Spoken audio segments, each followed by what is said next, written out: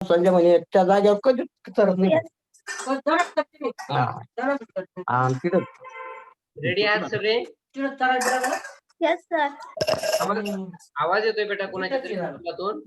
तर ठीक आहे, आपण सदस्यांना शांत बसा नाही म्हटलं, फक्त तुम्ही थोडस बाजूला या. ज्यांच्या कुटुंबामध्ये बाकीची कामं सुरू आहेत ती आपल्याला आवाज करायची. आपण त्यासाठी काळजी करायची. हॅलो, मला काळजी वाटते, मुलं ऐकत नाहीयेत, बाकीच्यांना डिस्टर्ब होतोय. ठीक आहे, हा घ्या प्रॉब्लेम घ्या लिहून. रेडी? हो यस सर. हा, Cadbury India limited, CADBURY, Cadbury India limited,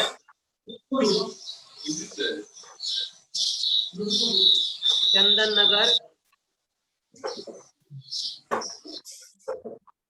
Cadbury India Limited, Chandan Nagar has two production departments. Has two production departments. ऐकायला जाते बरं का सगळ्यांना घेईल. Has two production cost centers. Problem आधीच लिहून ठेवलाय. पाठवली होती कोणीच घेतली नाही. मला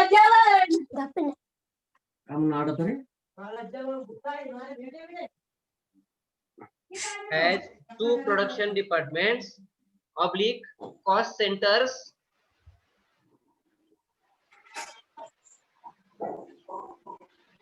कॅपिटल लिहा आता पुढे A and B, and capital लिहायचं नाही, A and B.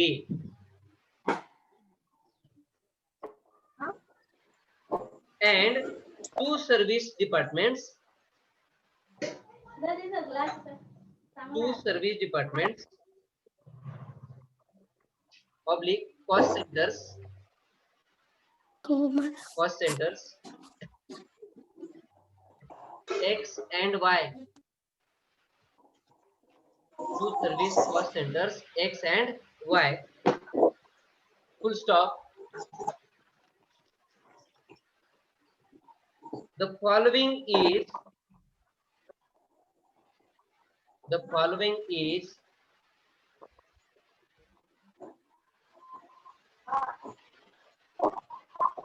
summary.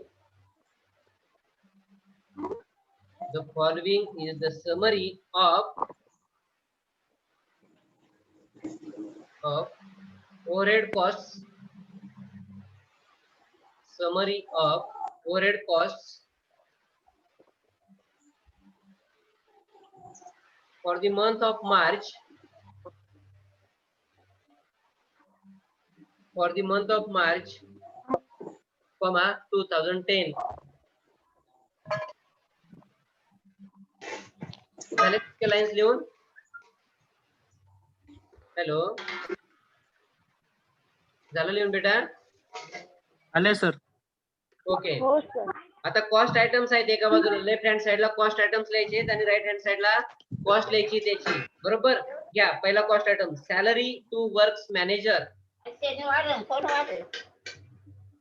Salary to works manager.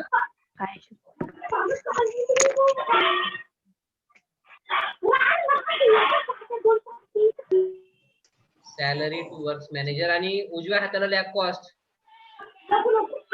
6,000.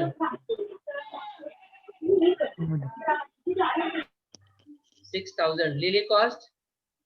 Okay. Second one, light and power. Light and power cost लिहा उजव्या हाताला 36,000.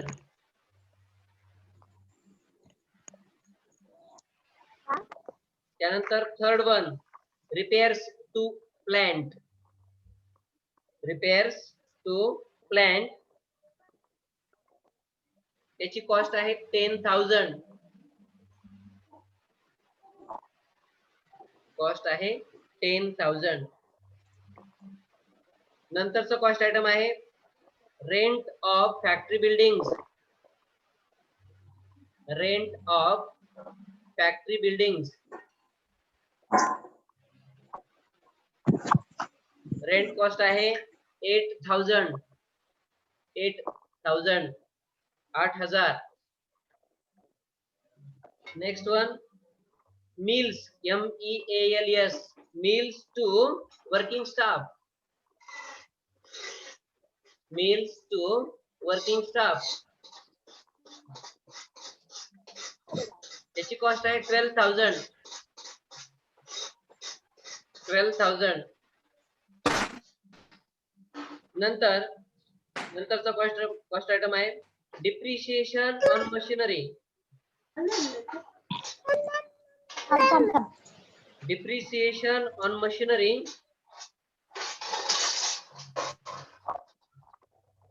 डिप्रिशिएशन कॉस्ट आहे 25,000.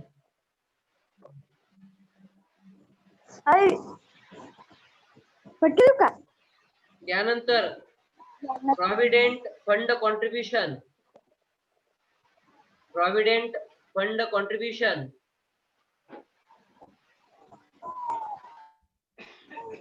प्रॉव्हिडंट फंड कॉस्ट आहे 15,000. 15,000. 15,000. Provident fund contribution 15,000. 15,000.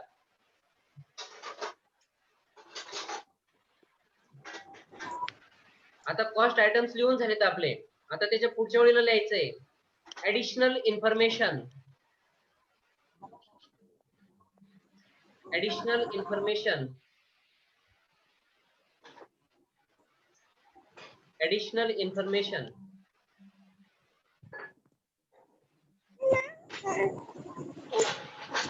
हे बघा मित्रांनो, ज्यांच्या आजूबाजूला आवाज होतोय त्यांनी स्वतःला म्यूट करायचंय, स्वतःचा मोबाईल फोन.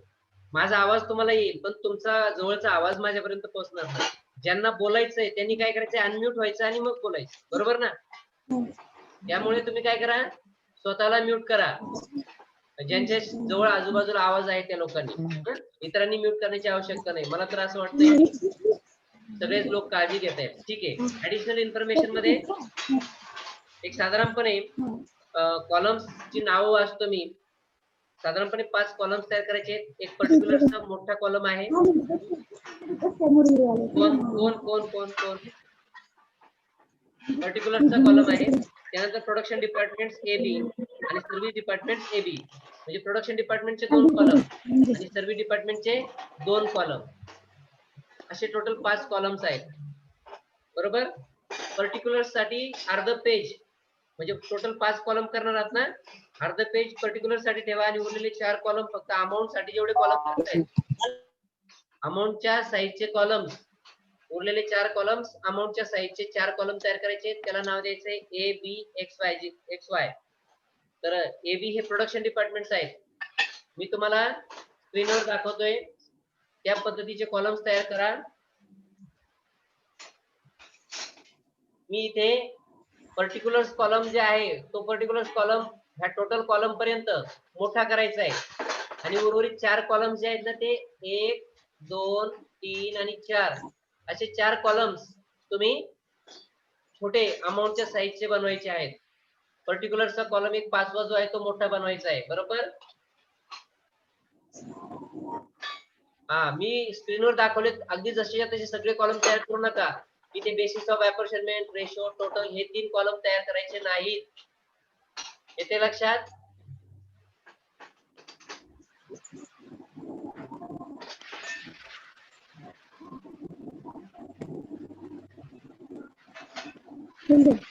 ओके.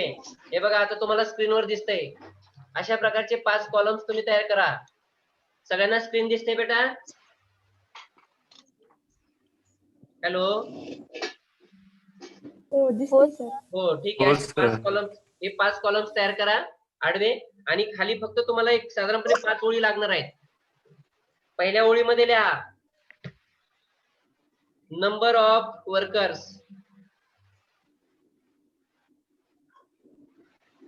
इथे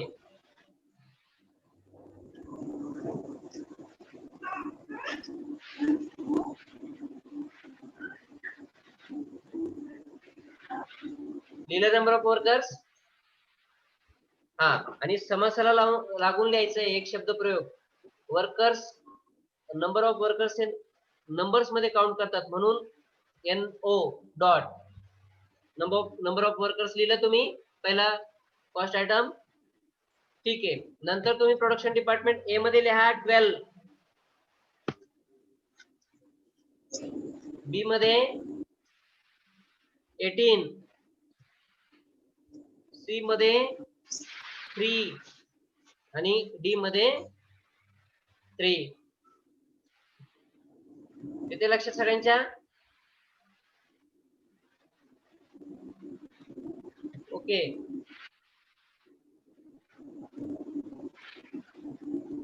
आता second one, area square metre. Area square metre.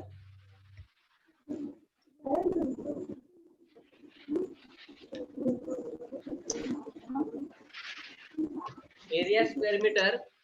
Area count करायचा आहे आपल्याला स्क्वेअर मीटर्स मध्ये म्हणून समासाला लागून तुम्ही लिहायचंय नंबर्स.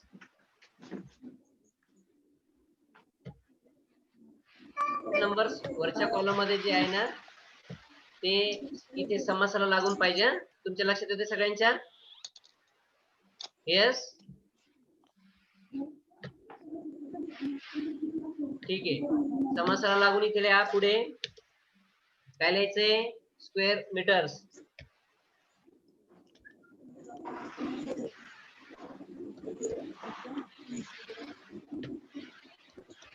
ओके.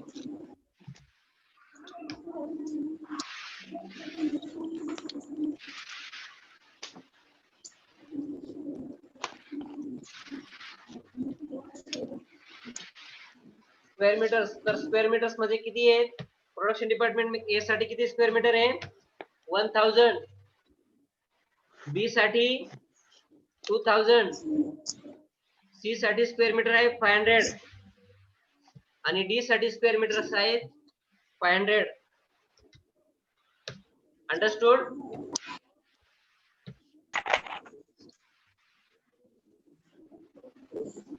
नंतर third one, value of plant and machinery.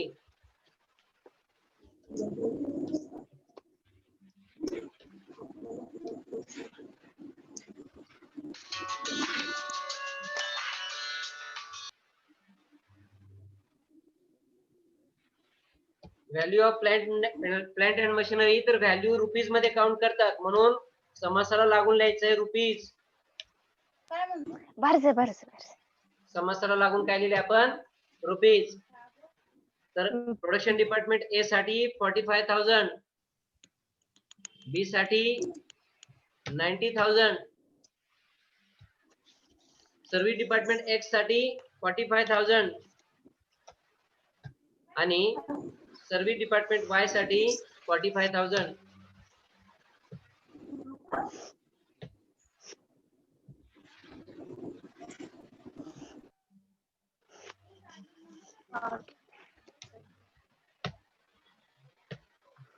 त्यानंतर direct wedges.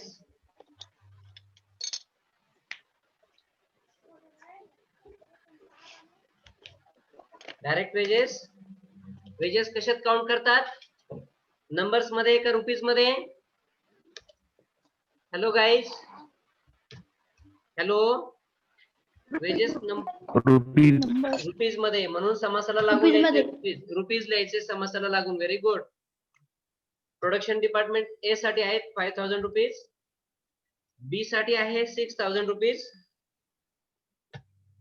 Service department x साठी आहे 2,000 rupees and service department Y साठी आहेत 2,000 रुपीज. ओके. नंतर पर्टिक्युलर्स मध्ये हॉर्स पॉवर. तर ते 20,000 झाले. 20,000 झालं ना. Very nice, thank you. Okay. Horse power. Horse power. Horse power कशात काउंट करतात बेटा? HP. Very nice. म्हणून आपण समासाला लागून लिहिणार आहोत HP. ओके, तर प्रोडक्शन डिपार्टमेंट ए साठी हॉर्स पॉवर HP मध्ये कंझ्युम झालेले आहेत 5 HP. देन प्रोडक्शन डिपार्टमेंट बी साठी 4 HP. प्रोडक्शन डिपार्टमेंट सी साठी डॅश. प्रोडक्शन डिपार्टमेंट सी साठी कुठल्याही प्रकारचे HP पॉवर कंझ्युम झालेला नाही. There is no consumption of HP horse power in service department X. म्हणून तिथे काय करायचंय, डॅश करायचंय. आणि सॉरी इथे डॅश आहे. आणि सर्व्हिस डिपार्टमेंट Y साठी 3 HP. Okay,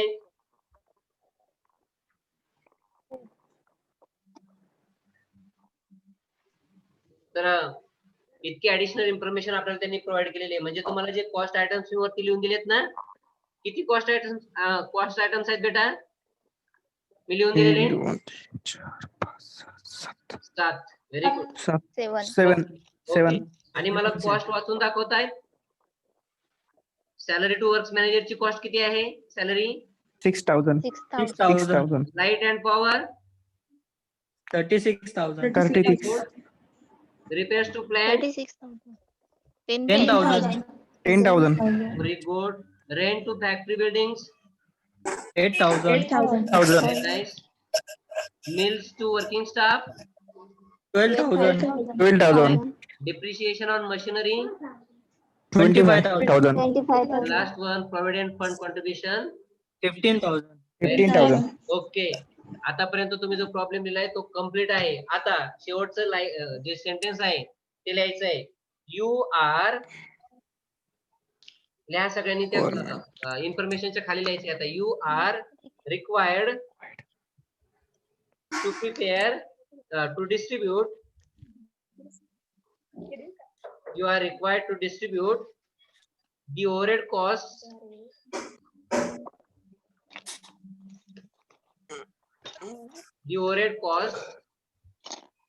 to the production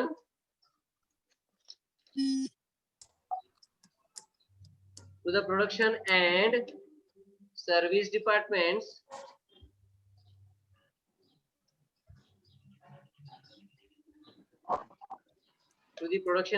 departments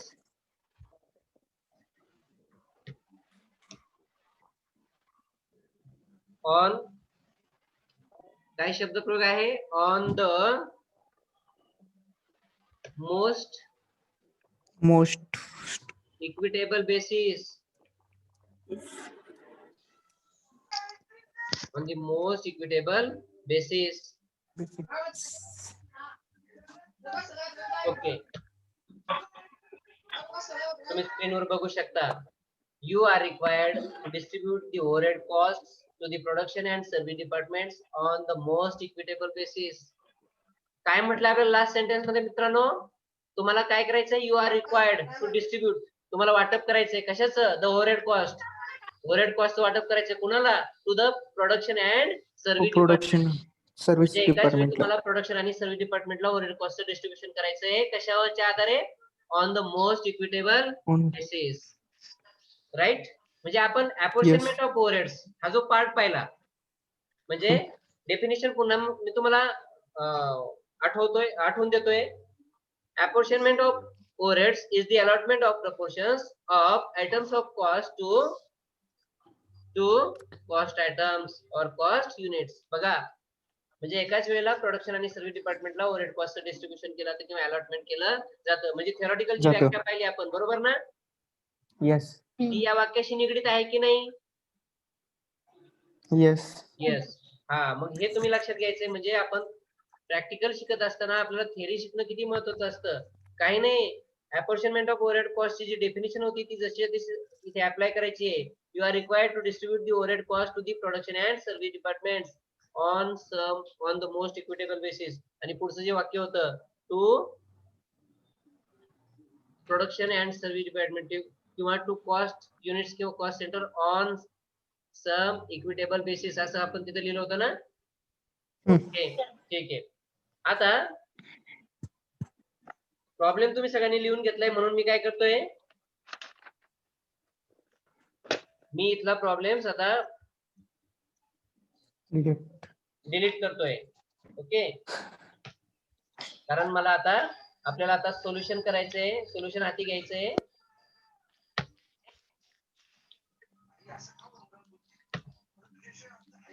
ठीक आहे.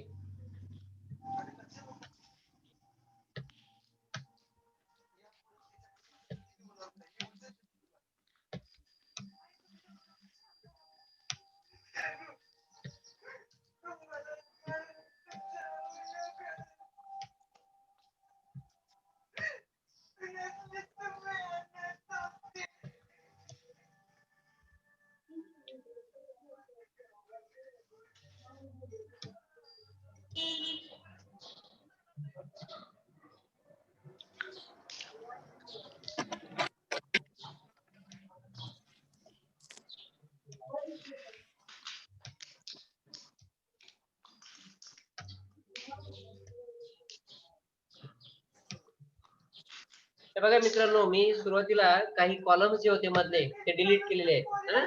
तर 3 प्रकारचे कॉलम होते, मी ते पुन्हा आता इथे ऍड करणार आहे. येते लक्षात तुमच्या? Yes. 3 कॉलम होते ते मला ऍड करायचे आहेत. मी पुन्हा एकदा इथे 3 कॉलम ऍड करतोय. आणि ऍड करत असताना ते जे टायटल मी दिले तिकडे, तर मी काय करणार आहे, हे टायटल शेवटच्या कॉलम्स मध्ये मला घ्यायचे आहेत. बरोबर? Yes. Service department Y. ठीक आहे. मी आता कॉलमची विड्थ जी आहे ना ती वाढवून घेतोय. ठीक आहे. त्यानंतर सर्व्हिस डिपार्टमेंट एक्स.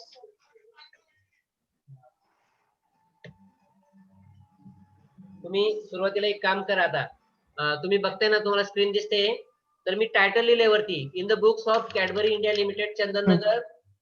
एक ती पहिली ओळ करायची. अशा 3 ओळी लागतात आपल्याला वरती.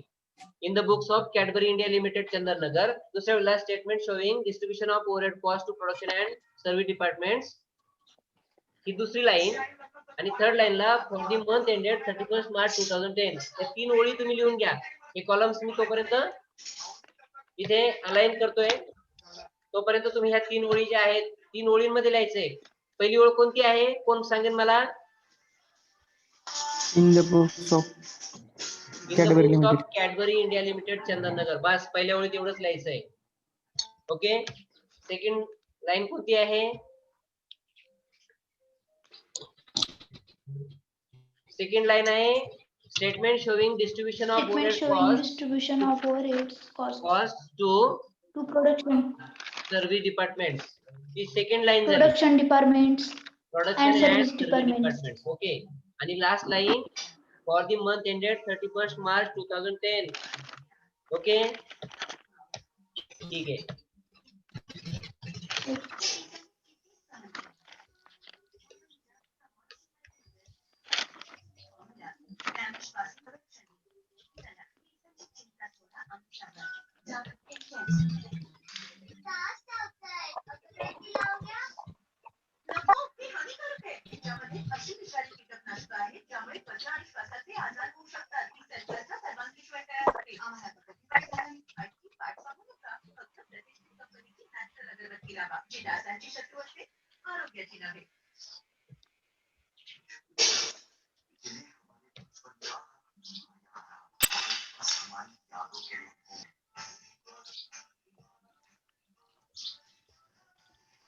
ओके. हे बघा, 3 ओळींचं टायटल दिले तुम्ही. मला कुणीतरी एक जणांनी वाचून दाखवा. तुम्ही तुमच्या नोटबुक मध्ये आता हे टायटल ऍड केलेलं आहे. येस, कोण वाचणार आहे?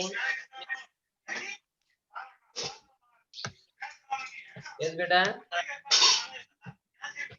मला टायटल वाचून दाखवा. पहिली लाईन, दुसरी लाईन, तिसरी line, first sentence, second sentence, third sentence. In the books of Cadbury India Limited of the Chandan-nagar. Of the First line, second. Of the Chandannagar नाही बेटा. In the books of Cadbury India limited, comma Chandannagar. आले लक्षात? तेवढी एक line झाली. Yes. नंतर next line Second statement showing distribution of the the नाही इथे स्क्रीनवर मी द लिहिलेला नाही. Of overheads. Distribution of Overheads cost of production. Cost. Yes जोडलेला आहे बेटा तिथे. Overhead cost. Overhead cost, production and service department yes. for the हा third line. month ended 31st March third line 2010. Mention करा. हा okay. For the month. हा for the both. month ended yes 31st March 2010. Very good. आता बेटा इथे technically मी तुम्हाला जो problem दिला होता तिथे 2010 लिहिलंय. तुम्ही सगळ्यांनी काय करा 2019 करा 20 करा 2020 आले लक्षात? 20 करा. आज किती तारीख आहे? 10 पुढे. ऑक्टोबर हा नाही महिन्याचा क्रमांक कितवा महिना आहे हा? 10 10 2020 हा 10/10/2020 नाही बेटा 10/10/2020 आलं का लक्षात? हो. आजची तारीख बघा किती छान आहे. ओके. आता बघा तुम्ही प्रॉब्लेम लिहिलाय. आपण आता सोल्युशनला सुरुवात केली. सोल्युशनला सुरुवात करत असताना आपण काय केलंय पहिले 3 सेंटेन्सेस होते. आता तुम्ही जेव्हा तुमचे प्रॉब्लेम सॉल्व्ह करायला घेणार आहात मग ते प्रायमरी डिस्ट्रीब्युशन असो सेकंडरी डिस्ट्रीब्युशन असो त्याला आपण अपॉर्शनमेंट किंवा रिअपॉर्शनमेंट म्हणूयात. तुम्ही ह्या 3 सेंटेन्स ज्या लाईन्स आहेत ना त्या टिपिकली 3 ओळींमध्ये लिहायच्या आहेत. मी पुन्हा रिपीट करतो. In the books of dash dash dash statement showing second लाईनला statement showing dash dash dash आणि थर्ड लाईनला फॉर दी इयर एंडेड किंवा फॉर दी मंथ एंडेड. तुम्हाला इयर एंडेड म्हटलं असेल प्रॉब्लेम मध्ये तर तुम्ही इयर एंडेड म्हणायचंय आणि मंथ एंडेड म्हटलं असेल तर मंथ एंडेड म्हणायचंय. Isn't it? समजले सगळ्यांना? ओके ठीक आहे. आता तुमच्या डोळ्यासमोर प्रॉब्लेम आहे. तुम्ही एकदा प्रॉब्लेम समजून घेतला की त्या प्रॉब्लेमचं सोल्युशन 90% आलंय असं म्हणावं लागणार आहे. पण प्रॉब्लेम समजला नाही तर 100% ते चुकणार आहे तुमचं सोल्युशन. म्हणून सगळ्यात सुरुवातीला तुम्हाला प्रॉब्लेम समजून घेणं फार गरजेचं आहे. एखादा मुलगा मला प्रॉब्लेम वाचून दाखवेल का जो लिहिलाय तो? Yes. Anybody is there? Anybody else? Problem तुम्ही लिहिलाय ना? येस बेटा. कुणीच नाही. कोणीतरी पुढे या क्लासमध्ये कदाचित इतर ऐकतील पाहतील म्हणून थोडस लाज येत असेल पण आता काय लाजायचा प्रश्न आहे. तुम्ही वाटलं तर घरच्यांच्या समोर आहेत. आता आम्ही किती पाठी शिकत होतो हे दाखवून देऊ शकतात. हा वाचा problem.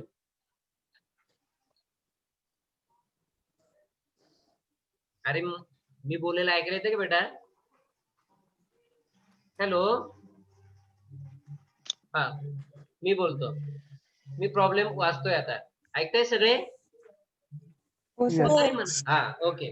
Cadbury India limited Chandan Nagar has 2 production cost centres किंवा 2 production departments A and B and 2 service cost centres oblique departments X and Y. तुम्हाला या ओळीचा अर्थ समजलाय की कॅडबरी इंडिया लिमिटेड चंदन नगर मध्ये काय आहेत 2 प्रोडक्शन डिपार्टमेंट्स आहेत की ज्यांची नावं A and B आहेत. इथे आपण लिहिलंय इथं कॉलम्स तयार केलेत ना तिथे म्हटले production department A production department B and 2 service department X and Y. तेवढ्या वेळीचा अर्थ समजला. प्रश्न भेटला. पुढे the following is the summary of overhead cost. काय आहे खालची समरी आहे ओव्हरहेड कॉस्टची for the month of March 2020. आता वरती पण 20 करून घ्या तुम्ही. हा ठीक आहे. आणि सगळ्यात महत्वाचं तर तुम्हाला खाली काय केलंय ओव्हरहेड कॉस्ट आयटम्स आणि त्याची कॉस्ट जी आहे ती दिलेली आहे. तुम्हाला ओव्हरहेड कॉस्ट आयटम्स कोणते आहेत ते मी वाचून दाखवले आहेत. तुम्ही मला वाचून दाखवलेत. सगळ्यात महत्वाचं आता तुम्हाला जे कन्सिडर करायचं आहे ते कॉस्ट आयटम्स जे आहेत तर त्याच्या खाली जी ऍडिशनल इन्फॉर्मेशन दिली बेटा सगळ्यांनी ऍडिशनल इन्फॉर्मेशन लिहून घेतली. मी कॉलम मध्ये दिली होती त्या पद्धतीने बरोबर. आता आपल्याला ती ऍडिशनल इन्फॉर्मेशन मध्ये जे कॉस्ट काही नंबर दिलेले आहेत बघा. Number of workers, area square metre, value of plant and machinery, direct wages, horse power हे बेसेस आहेत. ऍडिशनल इन्फॉर्मेशन मध्ये काय असतात बेसेस. कशाचे बेसेस? तुम्हाला वरती जे 7 कॉस्ट आयटम्स दिलेले आहेत तुम्ही वाचून दाखवलेत मला, त्या कॉस्ट आयटम्सचे बेसिस आहेत. आपण थेरॉटिकली शिकत असताना काय म्हटलं होतं, ओव्हरहेड कॉस्ट कोणकोणत्या आहेत प्रोडक्शन डिपार्टमेंटच्या आणि त्याचे बेसिस कोणते आहेत त्याचा आपण कॉलम पाहिले होते, बरोबर ना? Right Yes. का? हा. आणि सर्व्हिस डिपार्टमेंटच्या बाबतीत सुद्धा तसंच केलं होतं. सर्व्हिस डिपार्टमेंट कोणकोणते असतील आणि त्याचे बेसिस कोणते असतील, खास त्याच्यासाठी स्वतंत्र आपण कॉलम्स तयार केले होते. आता त्याचा वापर आपल्याला इथे प्रॅक्टिकली करायचा आहे. थेरीचा वापर प्रॅक्टिकली करायचा आहे. आता इथे जे बेसिस आहेत ते बेसिस वरचे जे कॉस्ट आयटम्स आहेत त्याच्याशी रिलेट करायचे आहेत. म्हणजे कोणत्या कॉस्ट आयटम साठी कोणता बेस निवडायचा आहे ऍडिशनल इन्फॉर्मेशन मधला. कदाचित एकच बेस 2-3 कॉस्ट आयटम साठी वरच्या येऊ शकतो. असं नाही की जेवढे कॉस्ट आयटम आहेत आणि तेवढेच बेसिस आहेत, अजिबात नाही. काही बेसिस हे कॉमन असतात की जे वरती कॉस्ट आयटम दिलेले आहेत त्याला ते लागू पडतात. 2 असतील, 3 असतील, 1 असेल. आता मला सांगा, salary to works manager, works मॅनेजरची सॅलरी आहे, त्याचा बेस आपल्याला निवडायचा आहे. तर तो खालच्या ऍडिशनल इन्फॉर्मेशन पैकी कोणता येऊ शकतो? Number of workers. Number of workers. बरोबर. ते का शोधलं तुम्ही? हो, sir. तर सॅलरी ही वर्कर्सच्या नंबर नुसार दिली जाते. 1 वर्कर, 2 वर्कर किंवा जेवढे काही वर्कर्स असतील त्यांना स्वतंत्रपणे सॅलरी दिली जाते. म्हणून त्याचा बेस कोणता निवडतो आपण? Number of workers. तो बेस सिलेक्ट करत Number. असताना तुम्ही काय करायचंय बेटा, आता Workers. तुम्ही नंबर ऑफ वर्कर्स अगदी पहिल्यांदाच मला सांगितलं, ठीक आहे, तुम्हाला ते समजले म्हणून सांगितले. पण जेव्हा समजत नाहीये तेव्हा तुम्ही काय करायचंय, बाकीचे सगळे जे बेसिस आहेत ना ते कोरिलेट करून पाहिजे त्या ओव्हरहेड कॉस्टच्या टायटलला. एरिया स्क्वेअर मीटर मध्ये सॅलरी दिली जाते का? नाही. व्हॅल्यू ऑफ प्लांट नाही. अँड मशिनरीच्या आधारे सॅलरी दिली जाते का? नाही. नाही. आता इथे बघा डायरेक्ट वेजेस आहेत. डायरेक्ट वेजेस आता तुम्ही म्हणाल डायरेक्ट वेजेस हे पण असू शकतं. डायरेक्ट वेजेस पेक्षा नंबर ऑफ वर्कर्स हे जास्तीत जास्त प्रॉपर बेस आहे. येते लक्षात तुमच्या? Yes. त्यानंतर horse power, salary horse power मध्ये दिली जात नाही. म्हणून नाही. तुम्ही मला जे बेस सांगितलाय सॅलरी टू वर्क्स मॅनेजरची जो बेस आहे तो काय कशात काउंट केलाय आपण? Number of workers. म्हणून आपण Number काय of करायचंय? workers. हा, ठीक आहे. आता ज्याप्रमाणे तुम्ही मला पहिल्या कॉस्ट आयटम साठी बेसेस सांगितलेत, आता मला सगळ्या कॉस्ट आयटम साठी बेसेस सांगू शकता. दुसरा कॉस्ट आयटम आहे लाईट अँड पॉवर, त्याचा बेस कोणता येईल? Power. Yes, horse power. Horse Horse power. power. Very good. त्याच्यानंतर रिपेअर्स टू प्लांट. शुभांगी काय Value of the plant and machinery. Part एकदा सांगा ना, कळत नाहीये. 7 काय? 7 काय बेटा? शुभांगी कोण आहे? प्रीती दुसाने. काय सांगायचं होतं बेटा? सर प्लीज पार्ट एकदा सांगा ना, कळत नाहीये. म्हणजे हे जे सांगतोय तेच ना? शुभांगी कोण आहे मला सांगा. शुभांगी मोरे. शुभम मोरे पाटील. बघा स्क्रीन मी आता हे खपून घेणार नाही परत. ठीक आहे. प्रीती दुसाने, मी रिपीट करतोय, जे कॉस्ट आयटम तुमच्या प्रॉब्लेम मध्ये दिलेले आहेत, मी 7 कॉस्ट आयटम दिलेत. प्रीती बरोबर? प्रीती बोलतेस तू आता? Preeti Dusane. Yes sir. Okay. Yes sir. आता लक्षपूर्वक ऐक. 7 कॉस्ट आयटम आहेत आणि त्या कॉस्ट आयटमच्या खाली तुम्हाला ऍडिशनल इन्फॉर्मेशन दिलेली आहे. त्याचे कॉलम मी इथे तुम्हाला तयार करून दिले ते स्क्रीनवर, बरोबर ना? यस. हा, पर्टिक्युलर्स आहे, त्याच्यात प्रोडक्शन डिपार्टमेंट AB आहे आणि सर्व्हिस डिपार्टमेंट XY आहे, बरोबर? हा. हो. तर त्या ऍडिशनल इन्फॉर्मेशन मधून तुम्हाला जे वरचे 7 कॉस्ट आयटम दिलेत ना, त्या प्रत्येक कॉस्ट आयटम साठी ऍडिशनल इन्फॉर्मेशन मधून प्रॉपर बेस निवडायचा आहे. आले लक्षात? हो. या ऍडिशनल इन्फॉर्मेशन पेक्षा वेगळा बेस आपल्याला निवडायचा नाही, तो ऑलरेडी तिथे दिलेला असतो. दिलेल्या बेसिस मधूनच तुम्हाला बेस निवडायचा आहे. तर मी काय म्हटलो होतो, सॅलरी टू वर्क्स मॅनेजर याचा बेस आपल्याला कुठून निवडायचा आहे? ऍडिशनल इन्फॉर्मेशन मधून. Okay, very good. तर सॅलरी टू वर्क्स मॅनेजरचा बेस हे जे खालचे ऍडिशनल इन्फॉर्मेशनचे आयटम दिलेले आहेत त्यातला कोणता असेल असं मी म्हटलं होतं. तर मुलांनी काय उत्तर दिलंय? Number of workers. प्रत्येक नंबर ऑफ वर्करला स्वतंत्रपणे सॅलरी दिली जाते ना? यस. हा, म्हणून तो बेस त्या ठिकाणी निवडलाय. येते तुझ्या लक्षात? हो. हा, समजा मी बाकीचे जे आयटम्स होते ऍडिशनल इन्फॉर्मेशनचे ते वाचले होते. काय? एरिया स्क्वेअर मीटर, सॅलरी साठी एरिया स्क्वेअर मीटर कन्सिडर केला जातो का? किती area square metre? Area square metre no sir. हा, हो का नो? नो. हा, very good. Value of plant and machinery म्हणजे प्लांट अँड मशिनरीच्या किमतीवर सॅलरी दिली जाते का? No sir. डायरेक्ट वेजेस आहेत, डायरेक्ट वेजेस मधून सॅलरी दिली जाते का? म्हणजे जी सॅलरी Yes. दिली जाते त्याला डायरेक्ट वेजेस म्हणतात, पण डायरेक्ट वेजेस Yes. मधून सॅलरी दिली जात नाहीये, तर सॅलरी हीच डायरेक्ट वेजेस आहेत. येते लक्षात? हा, हो. प्रोडक्शनशी रिलेटेड असेल तर सॅलरी असेल. आता हा मॅनेजर आहे त्यामुळे त्याची सॅलरी इनडायरेक्ट आहे. बरा बेटा, त्याची सॅलरी डायरेक्ट वेजेस मध्ये जात नाही. नाही. प्रोडक्शन वर्कर नाही, मॅन्युफॅक्चरिंग ऍक्टिव्हिटी मध्ये त्याने सहभाग स्वतः प्रत्यक्षपणे नोंदवलेला नाही, म्हणून डायरेक्ट वेजेस हा बेस त्या ठिकाणी निवडता येणार नाही. हॉर्स पॉवर नाही. हा बेस आहे का? हॉर्स पॉवर नुसार सॅलरी दिली जाते का मॅनेजरची? नो. हा, म्हणून आपण जो बेस निवडलाय तो कोणता आहे? Number of workers. वर्कर्स. हा, आलं लक्षात? Yes.